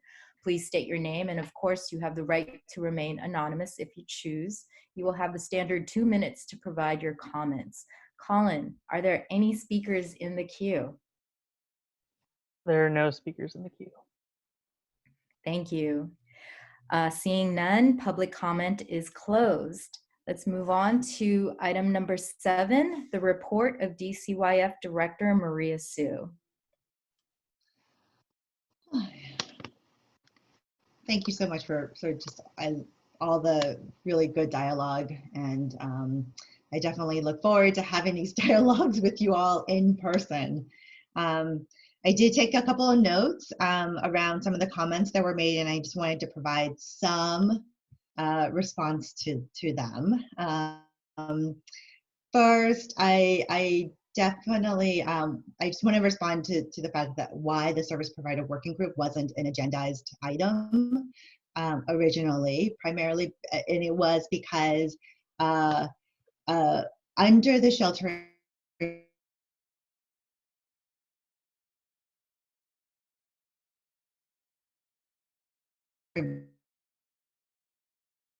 our agenda had to be approved by the mayor's office and by the board of supervisors, and there were some really clear and strict instructions that only only certain types of agenda was allowed, because this is a very different way of doing community meetings. So I apologize, and that's why Chris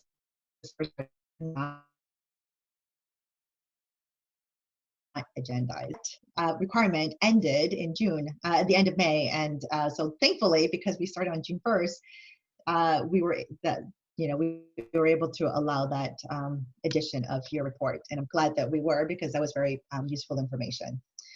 I also want to speak a little bit to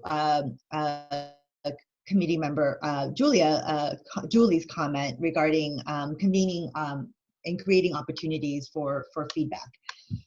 Yes, I 100% agree that we should create those things.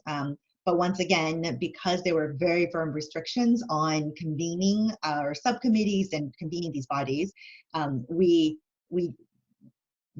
couldn't do that. But now, moving forward, we would definitely look forward to bringing back all those subcommittees that we ran before, and one of which was the community engagement subcommittee. So I think that would be a really great place for you and for community members to share feedback about how do we make our website and actually all of our communication accessible and user-friendly for everyone. It's a struggle. It's a question that we ask ourselves all the time. And I greatly appreciate our communications team led by Dory to be responsive and to try really hard in different ways to get information out to our community.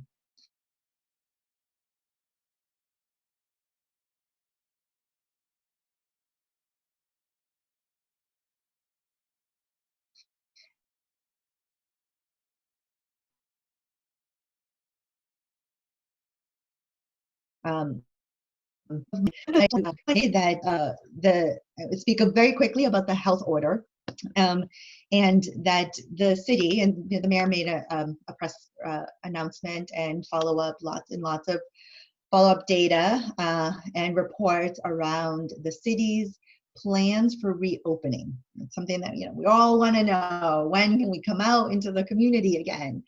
And it's really great that the residents of San Francisco are just listening to the shelter-in-place order and trying really hard to keep our mask on and keeping physically distant.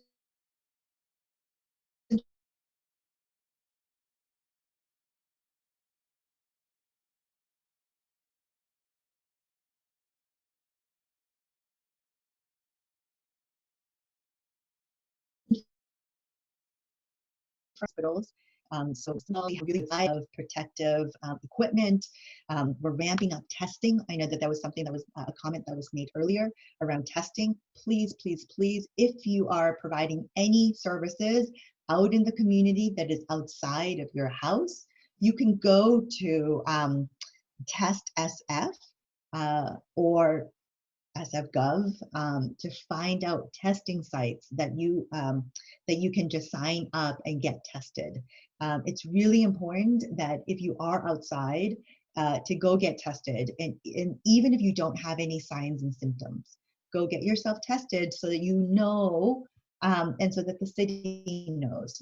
We actually have a whole team of contact tracers that has been trained to try to narrow down on who has been infected, try to support those people who are infected and support them to be in quarantine, so that the more we can identify where the infections are, the more we can try to eliminate the spread of the virus, which then means the more we can be outside.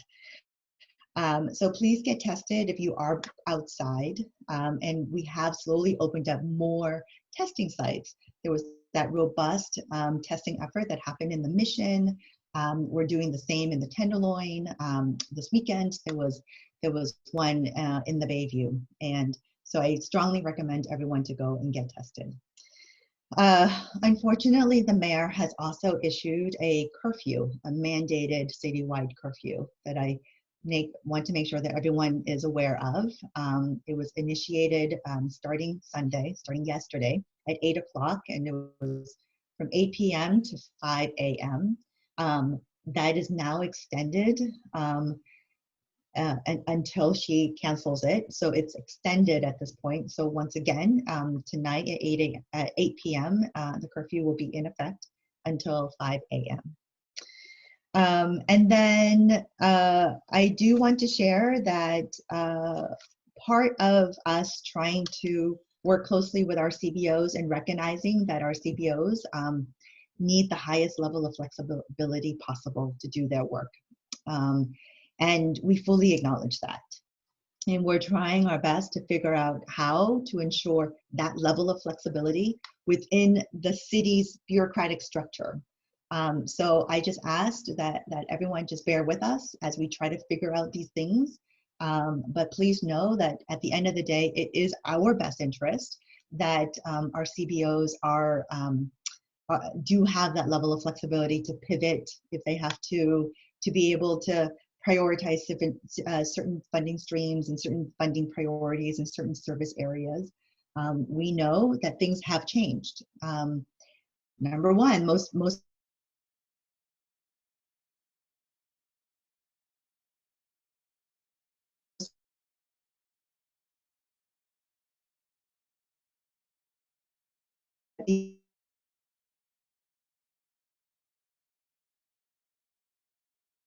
flexibility, that things change very quickly. And so we have also made the decision to suspend data entry, because we don't want you to be boggled down with trying to enter in data into our system as you're trying to pivot and meet the needs of our community. Now, I want to caveat that does not mean do not collect data. Please try to.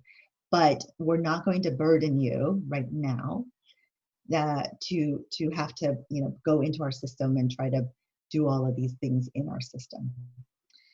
Um, so, and then finally, I do want to acknowledge that the webinar that we keep referencing, which I think a lot of people are like, oh, what is that?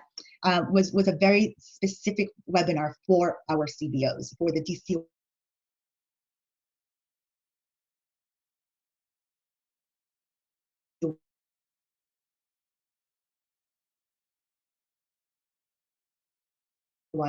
did and what happened at that webinar. That video of that webinar will be posted on our website, I believe this afternoon.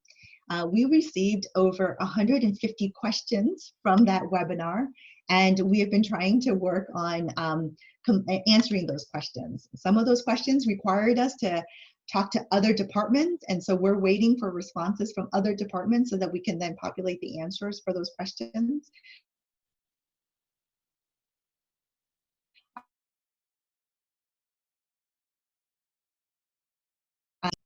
But please know we're tracking it, and we're going to post it as soon as we can. And I do want to end on two things, which next slide, please.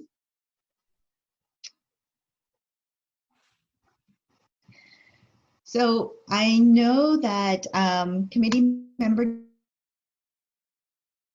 Jada asked about childcare and expansions of services. So I want to share that on May 26th, San Francisco did issue a new health order that allowed the expansion of services for childcare and summer programming to all children. This actually, I have to say, was a long, hard fight to make sure that the word all was here. I feel very strongly that yes, we need to prioritize these very precious slots for our healthcare workers and essential and disaster service workers. I 100% agree. But to be super true to our equity principles for all those children who really need to be back in a environment where they had consistent adults that they were working with in the past, that needed to be with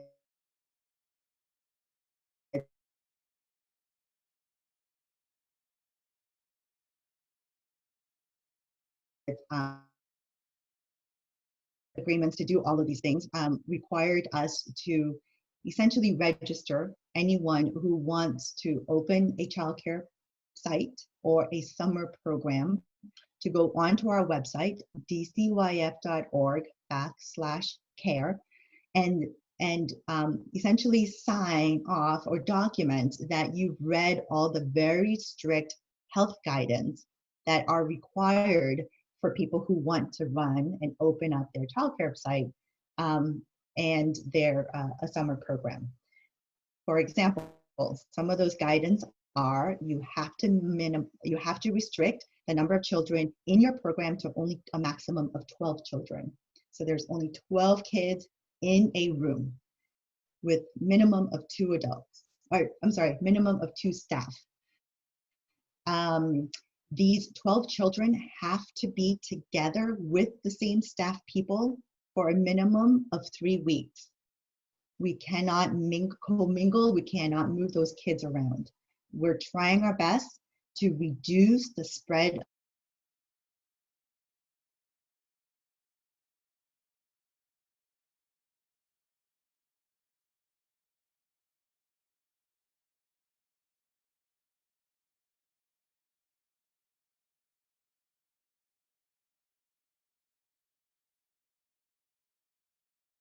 products. So for anyone out there who's interested in opening up your after-school program or your summer program, please go into the DCYF website and read the health guidance, because you're going to have to know what they are.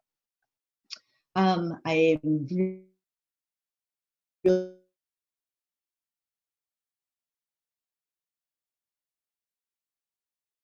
we have 133 programs that have already registered on our website, 13 of which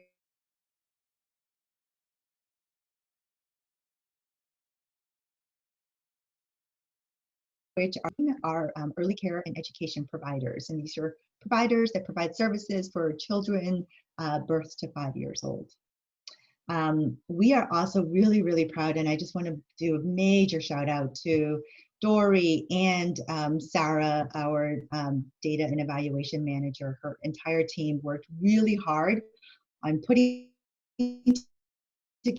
together a map to help parents figure out where all these child programs or these care programs are. So next slide. So if you go on our website, I don't think it's live yet. Dory, when will it be live? We're looking at Wednesday. Okay, so on Wednesday, we will have a full searchable map that parents and actually anyone can go on to find different programs that their children might be interested in. We are waiting for additional information to put onto this map, but we're really excited that we will have something that's simple and streamlined and easy to use, and people can just search by age group, search by programs, or search by neighborhoods and areas, just to find the different options in their that would work for them and their family. So that concludes all the information piece, and I just want to once again acknowledge how hard it is to do this, how hard it is as a society to just try to function in this remote way. You can't really feel through a screen, and it's hard for me, and I just once again greatly appreciate how our CBOs are doing it, because they're trying to build relationships with young people and families through the screen here, and I just greatly appreciate you for doing that, and I appreciate you for just every day not giving up, because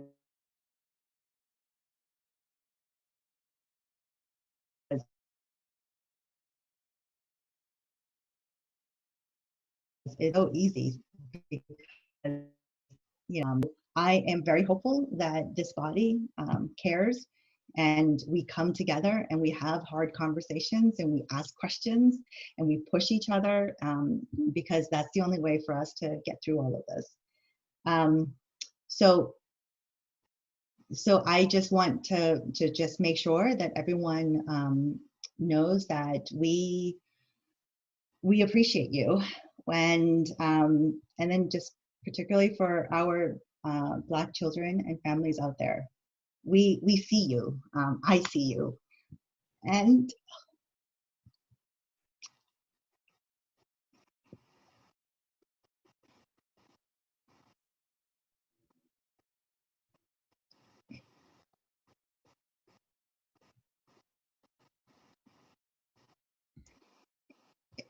as a mother, it is not okay for us to fear that our children are always in danger. It is not okay. And I just promise you, and I share this with my staff, that I will do whatever it takes to support you, to make sure that you know that I see you and that I feel you. Because what's happening now cannot continue. And I will do whatever it takes to make it stop. Because that's not the world I want my children to be in, to grow up in. And I need everyone to know that. That is not the world that we've worked so hard for our children to have to yet again fight when they are in their 50s. It's not okay. And so I just want to, sorry, but it's been a really hard week. And so many things have been really, really effed up in this country. But but being here with you, knowing that we have really caring people still here, still committed to this work, still committed to this fight, gives me hope. So I thank you for that. Thank you. I yield back. Thank you, Maria. I want to say I appreciate your leadership during this time and for just sharing your very personal response and narrative. It's really critical that we hold space for us to be fully ourselves, bringing our emotions into it. So thank you. At this point, I would like to open it up to committee discussion on the director's report. Committee members, please select raise hand and wait to be introduced. And please remember to unmute yourselves. Our first up is OAC Chair Molly Matul. I just want to say thank you, Maria, that your leadership has been phenomenal, the passion, and it just flows throughout all of our work, and you embrace all of us to come in and support this work together, and we will, because we have to, right? So we will together do this. So thank you so much for your thoughts and for all the great work that you guys are doing. Okay, committee member Nadia Sharif. Oh, please unmute yourself. Thank you. I also just wanted to say thank you, Maria, for just being transparent, for being vulnerable. It has been really tough. I have a 12-year-old, so just helping her understand everything, helping her channel her anger, because we're definitely angry, you know. But I appreciate that you are keeping the vision at the forefront and making sure that the most vulnerable families are getting what they need right now. I work at a nonprofit at San Francisco State with foster youth, and we rely 100% on private donations. And the way that our donor community has come together has allowed us to really support our students in a way that we would not be able to support them during this time, particularly with housing. So yeah, I hope we can pull it together and really pour resources into the most needed communities. And I'm just, kind of just overwhelmed with emotion. But thank you all for the work that you do, particularly the CBOs who are on the call, because if it weren't for the CBO, I probably wouldn't be sitting in this seat right now, because I was one of those youth. So I definitely appreciate all of the work that you are all doing up there. Right on. Thank you, committee member Nadia. Okay, I see committee member Julie Roberts-Fung. Please go ahead and speak and unmute yourself.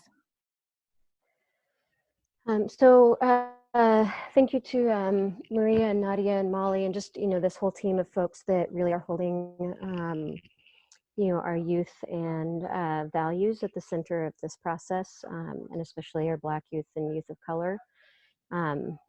I would love to see that if, thanks to folks in the street and a lot of advocates, it would be amazing if we were able to shift funding from our police department and some of the more punitive approaches in the city to actually preventing cuts in DCYF and youth and education budgets. I don't know if that's going to happen, but it's something that gives me hope that feels more possible today than it did a month ago.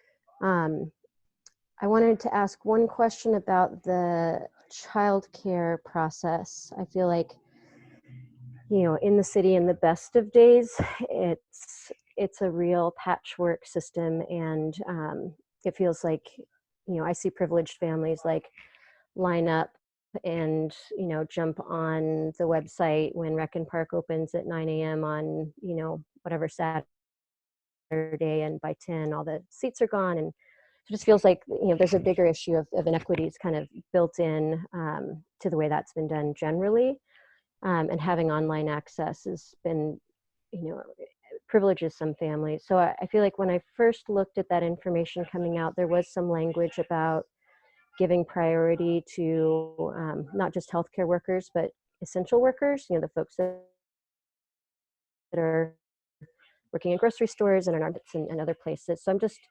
wondering if DCYF has any guidance to nonprofits, or if any of the nonprofit providers can share any ways that they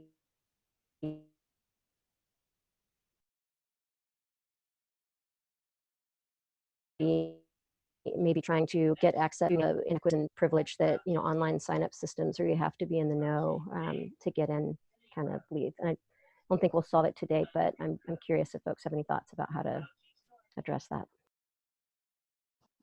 So I do have, I was trying to find the my email about it, but Rec and Park did allow families who qualify for scholarships to register early.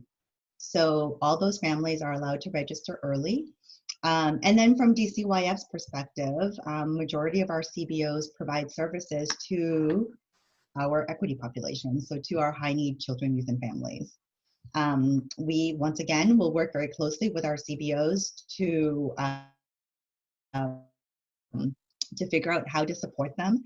I do acknowledge that one of the biggest problem is that facilities, we have limited facilities because our school district is not open for this summer. Our CBOs are going to have to figure out how to run a program when they, you know, maybe only have one room or 2 rooms, or, you know, things like that. So we're going to try to work really hard with them to try to figure out how to make sure that they have access to more facilities, so that then, of course, they will have more slots available. Since I'm talking, I'm going to take this opportunity to just clarify a comment that I made earlier regarding the interim budget. It was pointed out that I misspoke. So in terms of performance measures and data entry, we're suspending DCYF's performance measures, but we're simplifying the data reporting process. It does not mean that we're not asking CBOs to stop entering data. We're just going to simplify that the data entry process. Thank you. Okay, I don't see any hands raised from our committee members at this point, so I'm going to go ahead and close committee discussion and open it up for public comment. Is there any public comment for this item? From your screen, please raise your hand and wait to be introduced. From your phone, press *9 to raise your hand on the phone and wait to be introduced. Please wait until it's your turn to speak. When it's time for you to speak, you will be brought into the conversation by the Zoom administrator. Please state your name, and of course you have the right to remain anonymous if you choose. You will have the standard 2 minutes to provide comments. Colin, are there any speakers in the queue? There are no hands raised in the queue at this moment. We do have some messages in Q&A, I'll just read out. There's one question in there. Are DCYF funded providers required or encouraged to provide in-person summer programming? I can answer that. I will answer that through the chair. DCYF is not requiring CBOs to DCYF funded programs to run an in-person summer program at all. We are asking you to evaluate your facility, your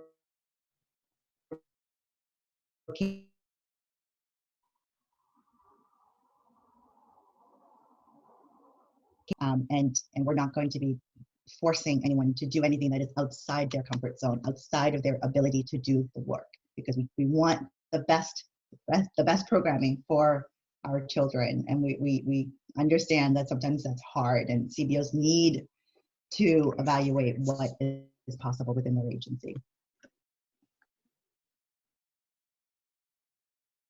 Thank you. Okay. Okay, are there any other comments? I mean, sorry, are there any other speakers in the queue? There are no more speakers in the queue. Okay, seeing none, public comment is closed. Let's move into adjournment. OAC members, please unmute yourselves. Do we have a motion to adjourn? I'll move to adjourn. Thank you. Do we have a second? I'll second that. Thank you. Okay, calling members for a vote. I believe the first came from Chair Molly. So Vice Chair Jada. I move. Oh, sorry. Yes. Ellie Lerner.